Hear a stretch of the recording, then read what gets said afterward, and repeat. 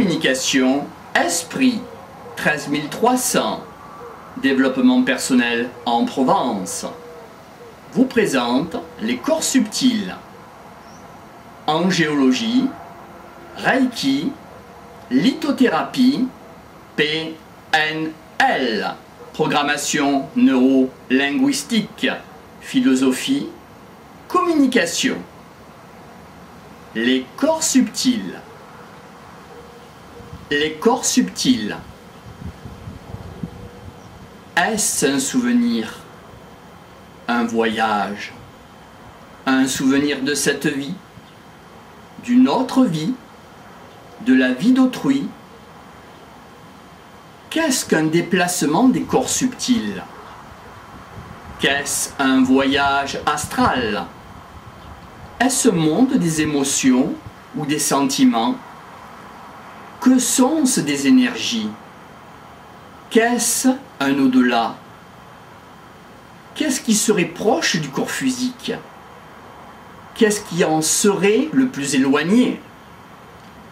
Qu'y aurait-il entre?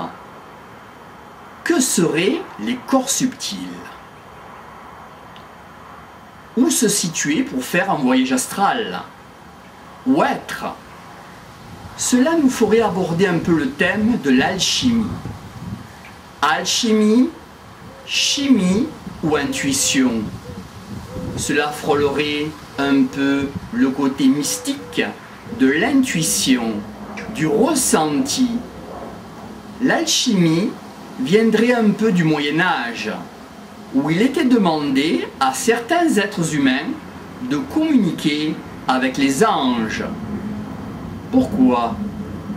Pour pouvoir l'éviter, pour pouvoir développer un semblant d'explication relatif au rouage de l'univers, du monde, d'autrui ou de soi, entre autres.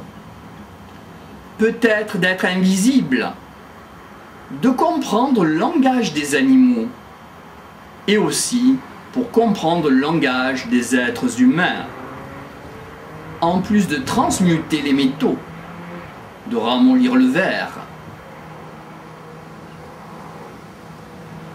mais aussi de transmuter les enveloppes énergétiques, d'où aussi nous pourrions faire une approche avec le voyage astral, entre autres.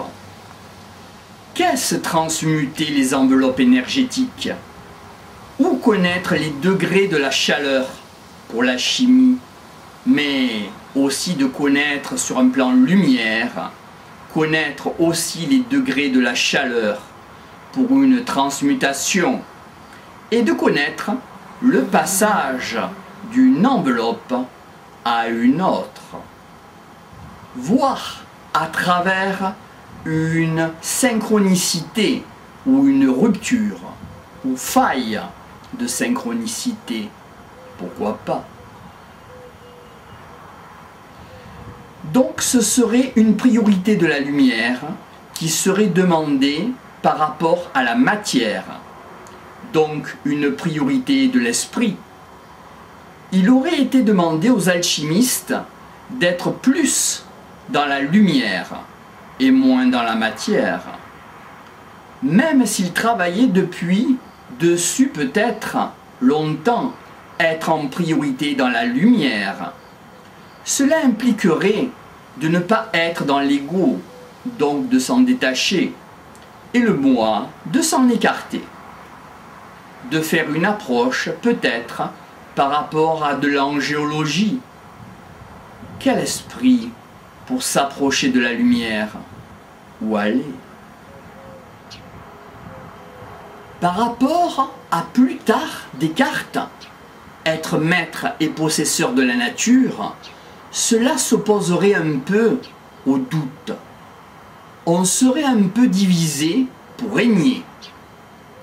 Cela, ce serait un peu le côté chimie, mais par rapport au côté intuition mystique de la lumière, plutôt se rapprocher de l'angéologie. Il y aurait aussi une approche avec le soupçon.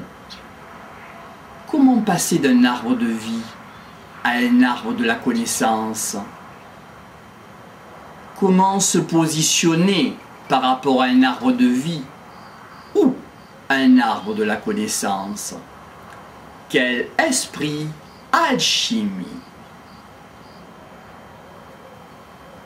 De l'alchimie au corps subtil, on serait bien dans le côté lumière. Ouroboros, alchimie, le serpent qui se mord la queue, serait plutôt représenté comme un monstre à 4 pattes, et plus tard à un serpent qui se mord la queue. Le monstre à 4 pattes ressemblant à un dragon. Il régnerait une croyance des alchimistes pour qui la matière connaissait un incessant cycle de destruction ou de création. Ce symbole, Ouroboros, persista longtemps. L'ancêtre du serpent tenta dans la tradition judéo-chrétienne Ève. Le discernement, faux ou vrai, en lui faisant miroiter une connaissance interdite. Ceux qui occultaient la connaissance firent représenter sur leur bouche ou leur pendant d'oreille un serpent se mordant la queue, Ouroboros. Les symboles figurants de l'alchimie présentent chacun un corps céleste correspondant à un métal. Ils voudraient montrer les liens étroits entre l'alchimie et l'astrologie. Les alchimistes croyaient que les 7 métaux principaux avaient poussé comme des embryons à l'intérieur de la Terre, sous l'influence de l'une des 7 planètes connues, au nombre desquelles le Soleil et la Lune. De ce fait, les anciens symboles planétaires étaient attribués aux métaux. Or, Soleil, argent, Lune, Mercure, Mercure, cuivre, Vénus, fer, Mars, étain, Jupiter, plomb, Saturne. Alchimie, mélange et mesure des matériaux. Le but suprême des alchimistes était la projection, c'est-à-dire la transmutation d'un métal de base. Transmuter, muter, projection, voyage. Bien que cette tâche puisse sembler absurde à un chimiste moderne, elle requérait des instruments qui se sont par la suite révélés utiles dans les laboratoires scientifiques, le mortier et le pilon pour concasser et faire de la poudre afin de distiller ou de transmuter une matière première. Le délicat processus de la distillation pour purifier certaines essences, les alchimistes avaient souvent recours à la distillation. Les alchimistes arabes ayant affiné ce processus, les Européens utilisaient des noms arabes pour désigner la plupart des récipients, l'alambic entre autres. L'entretien du foyer alchimique, le maître parfait qui mérite son nom serait celui qui connaît les degrés et tous les degrés de la chaleur. La chaleur était la condition fondamentale de la plupart des processus alchimiques, de la distillation de la rosée à la fusion du plomb. Pour obtenir et maintenir la température adéquate, les alchimistes testèrent divers fourneaux, bains-maries, systèmes de chauffage.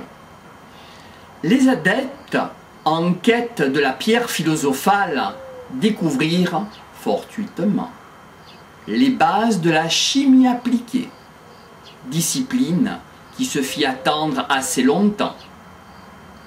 Quelle motivation pour faire un voyage? Et notamment, quelle motivation pour un voyage astral? Quelle serait la compréhension du monde dans lequel un être humain vivrait. Pourquoi un être humain voudrait faire un tel voyage? Pourquoi partager avec autrui sur le chemin de l'évolution? Pourquoi ne pas le faire? Généralité d'un voyage.